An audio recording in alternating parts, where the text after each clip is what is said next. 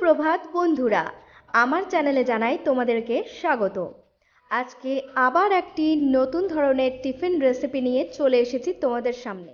আজকে বুধবার, তো আজকে আমার ছেলের স্কুলে টিফিন হিসাবে ম্যাগি বা নুডলস দেওয়ার কথা বলা হয়েছে। তো সেই কারণেই আমার আজকের টিফিন হচ্ছে নুডলস বানানো। তো নুডলসকে বাচ্চাদের খাওয়ার উপযোগী করে কিভাবে হেলদি করে রান্না করতে হয় সেটাই আজকে আমি তোমাদেরকে দেখাবো। আর এইভাবে নুডলস রান্না করলে কিন্তু ভীষণ সুন্দর খেতে লাগে। আমার ছেলে তো একদম টিফিন বক্স খালি করে নিয়ে চলে আসে বাড়ি। তো দেখতেই পাচ্ছ তোমরা, আমি একটা নুডলসের প্যাকেট নিয়ে নিয়েছি। তো তোমরা চেষ্টা করবে এই নুডলসটাই নেওয়ার, কারণ এই নুডলসটা কিন্তু ভীষণ টেস্টি আর খুব ভালো লাগে খেতে। আমরা বাড়িতেও খেয়ে দেখেছি। তো দেখতেই পাচ্ছ নুডলসটা কতটা সরু, আর নুডলসটাকে আমি এখন সেদ্ধ হতে বসিয়ে দিয়েছি। এই নুডলসটা কিন্তু ঠান্ডা হয়ে গেলে একে অপরের সঙ্গে চিপকে যায় না। তো এই নুডলসটা হচ্ছে হাক্কা ভেজ নুডলস। এটা আমি জিও মার্ট থেকে নিয়ে এসেছিলাম। তো তোমরাও কিন্তু এই নুডলসটাই আনার চেষ্টা করবে। তো দেখতেই পাচ্ছ আমি তেল বসিয়ে দিয়েছি, আর তেল গরম হয়ে গেছে। তো আমি ক্যাপসিকাম কুচি দিয়ে দিয়েছি, আর এরপর দিয়ে দিচ্ছি টমেটো কুচি। তো আমি এখানে সবই খুব সামান্য পরিমাণে নিয়েছি, যেহেতু আমার নুডলসের পরিমাণও অল্প। তারপর আমি দিয়ে দিলাম কুচি কুচি করে কেটে নেওয়া বিনস, যাতে করে খুব তাড়াতাড়ি ভাজা হয় আর তাড়াতাড়ি সেদ্ধ হয়ে যায়, তার জন্য আমি কিন্তু খুব কুচি কুচি করে সব কিছু কেটে নিয়েছি। তো দেখতেই পাচ্ছ এই মুহূর্তে সামান্য লবণ দিয়ে আমি এটাকে খুব সুন্দর করে ভেজে নিচ্ছি। এখন আমি সামান্য পরিমাণে হলুদ গুঁড়ো অ্যাড করে দিলাম।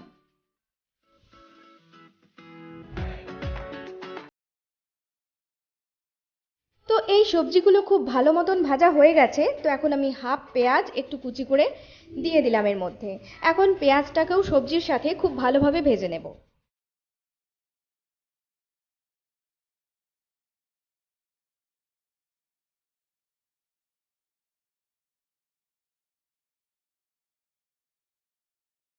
এখন আমি দিয়ে দিচ্ছি গ্রেট করে রাখা গাজর।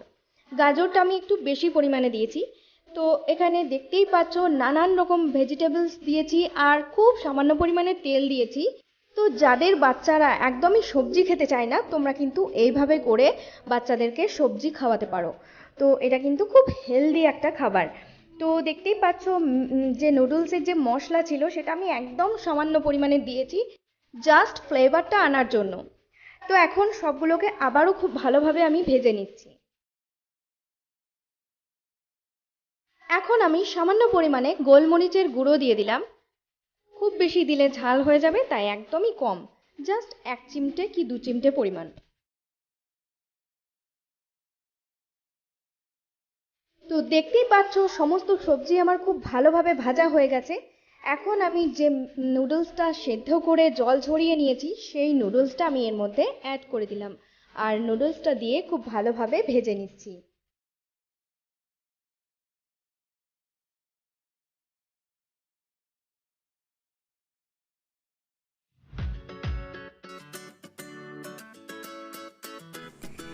এখন দিয়ে দিচ্ছি সামান্য পরিমাণে সয়া সস। নেক্সট একটু টমেটো কেচাপও অ্যাড করে দিলাম। তো এখন আবার খুব ভালোভাবে আমি ভেজে নেব।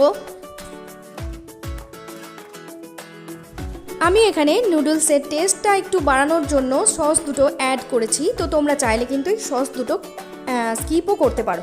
তো আমার রান্না একদম কমপ্লিট হয়ে গেছে। তো দেখো আমি আজকে টিফিন বক্সে একদম রান্নাটা সুন্দর করে দিয়ে দিচ্ছি। তো দেখতেই পাচ্ছ কত সুন্দর লাগছে দেখতে, আর এটা কিন্তু খুব টেস্টি খেতে হয়। আর আজকের টিফিনে ওর জন্য শুধুমাত্র এই নুডলস আর তার সাথে শসা, আর অন্য কিচ্ছু আমি দিইনি। আশা করি আজকের রান্নাটা তোমাদের সবার খুব ভালো লেগেছে, তোমরা সবাই খুব এনজয় করেছো। তো আজকের মতন ব্লগটা এখানেই শেষ করছি। চলে আসবো আবার পরবর্তী কোনো ব্লগ নিয়ে। ততক্ষণের জন্য ভালো থাকবে, সুস্থ থাকবে, আর আমার ব্লগ ভিডিও এনজয় করতে থাকবে।